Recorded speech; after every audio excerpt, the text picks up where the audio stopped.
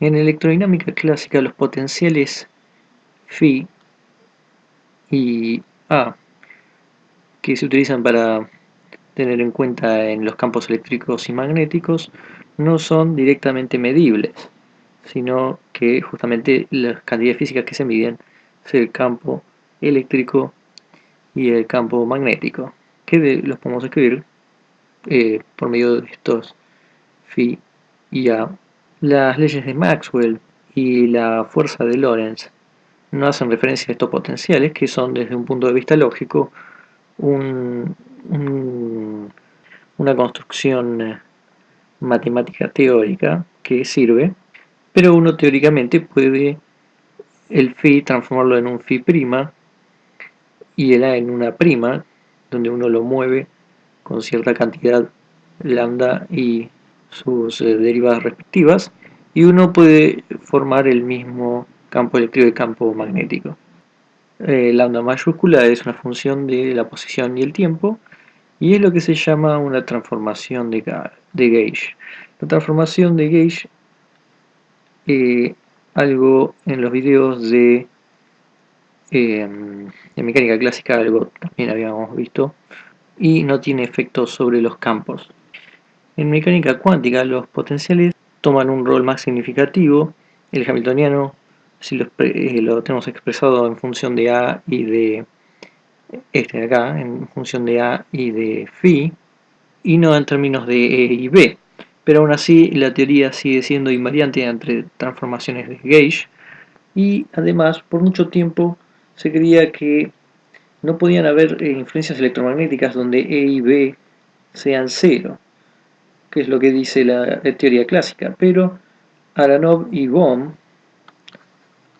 a Aronov y Bohm en 1959 mostraron que el vector potencial podía afectar el comportamiento cuántico de una partícula cargada, aunque se esté moviendo en una región donde el campo es igual a cero. Supongamos que tenemos una partícula que se mueve en un círculo de radio B, que en realidad está alrededor de un solenoide de radio A que lleva una corriente eléctrica I, y bueno, si el solenoide es muy largo, entonces el campo magnético es uniforme y el campo que está afuera es cero, pero el vector potencial afuera del solenoide no es cero.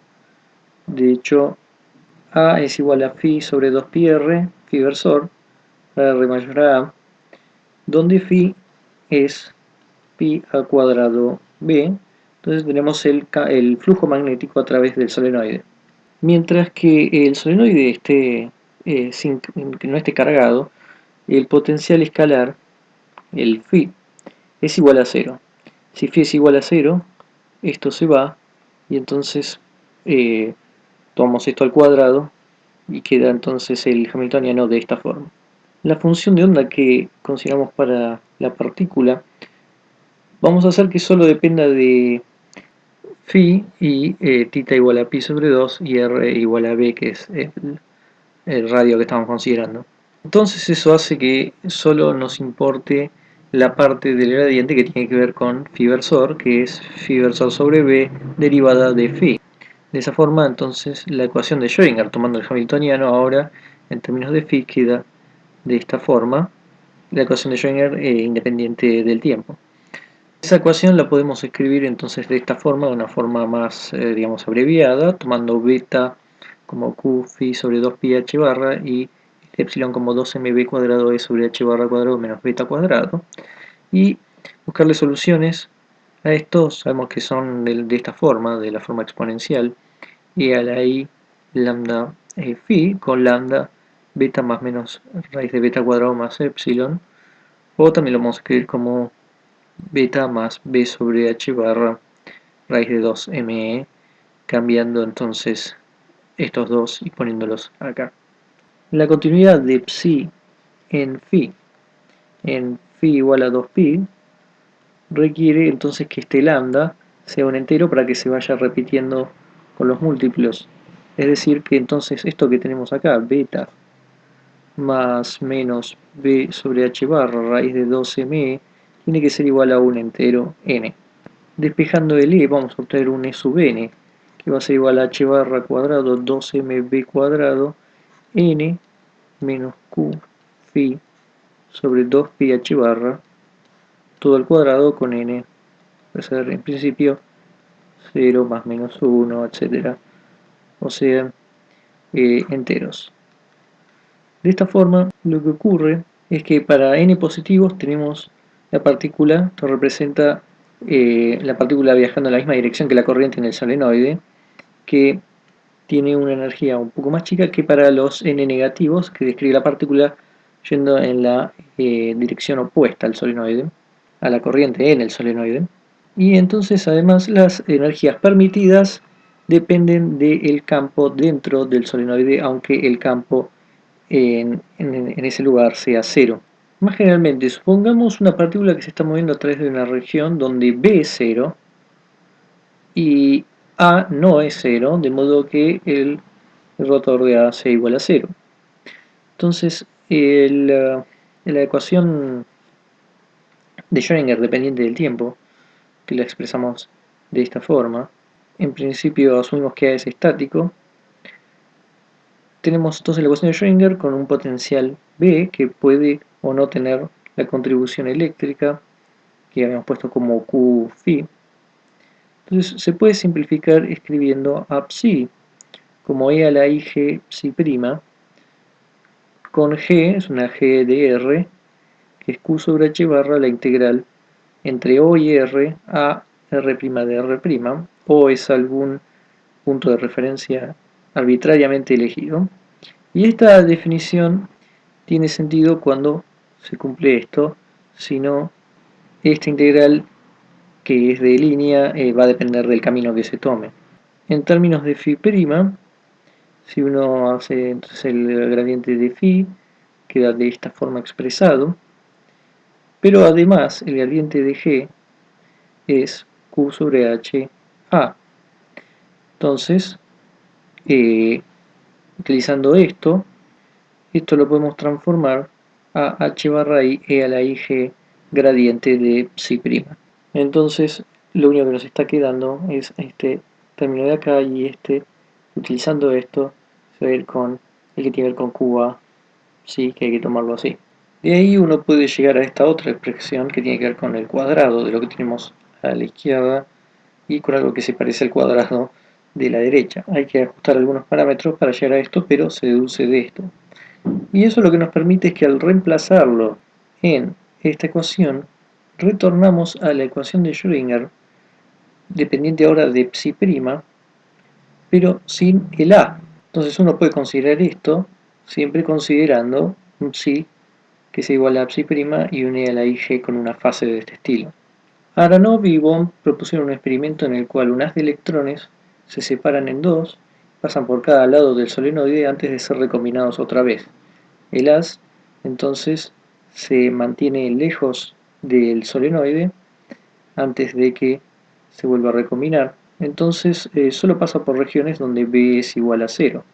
Pero A, que lo teníamos como phi sobre 2πr en phi versor, lo que es seguro es que no es 0, asumiendo que B, el potencial, es el mismo en ambos lados. Entonces lo que va a ocurrir es que cada uno va a llegar con diferentes fases.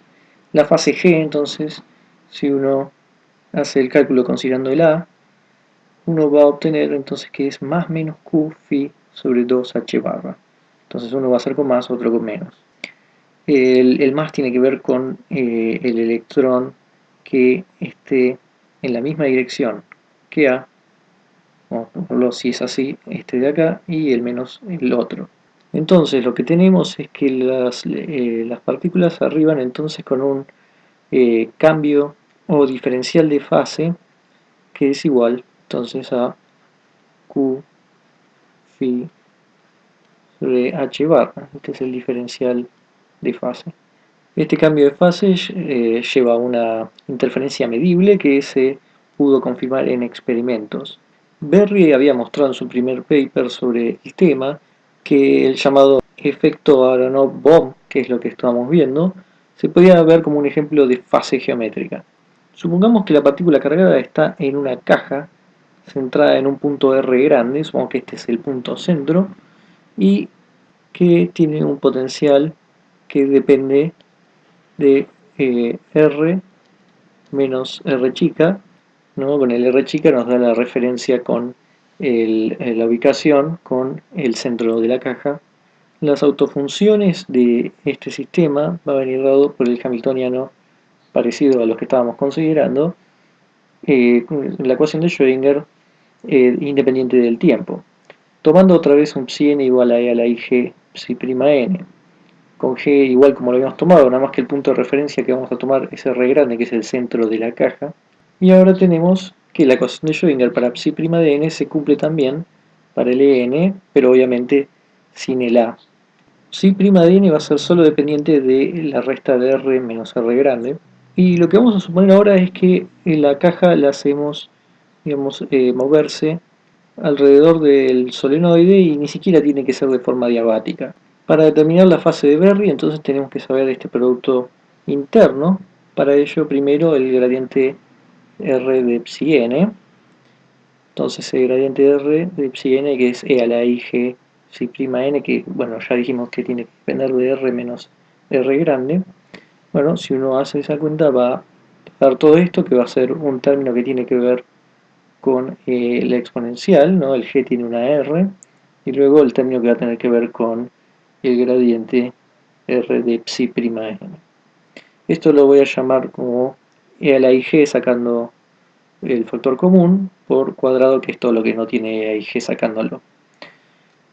Porque para escribir entonces ahora el producto interno, que va a ser la integral, primero de psi n, que es e a la ig psi prima n, pero conjugado porque estamos tomando el vector bra, por el ket, que va a ser justamente el cuadrado por el ig, puse el ig, el cuadrado, que es todo lo que está dentro, de diferencial cubo r. Luego sea la ig, nos vamos a olvidar de eso, y vamos a tener un término que es menos i cubo h barra ar, que tiene que ver con este término, menos i cubo h barra ar, psi prima r menos r. El otro término es respectivo a la parte del gradiente de R de psi prima n. Acá ya no aparece el gradiente de R porque estamos utilizando que el gradiente de R es igual a menos gradiente en el caso de una función que depende de R menos R grande.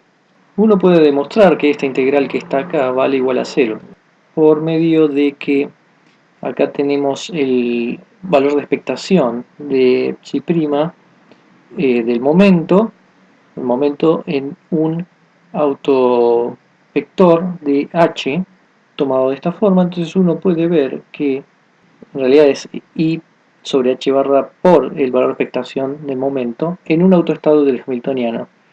Uno puede ver que eso hace que esto sea igual a 0.